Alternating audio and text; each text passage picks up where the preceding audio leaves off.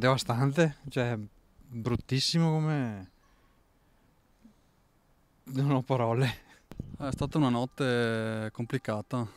Stanotte ho sentito anche i vigili del fuoco che stavano sistemando questo casino.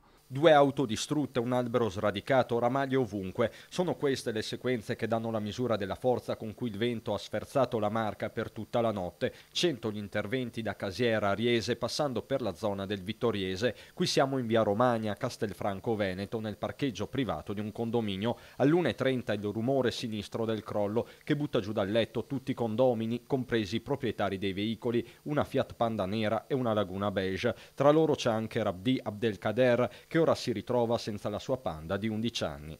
Problemi grandi, anche freddo, piove, ghiaccio, come andare a lavoro.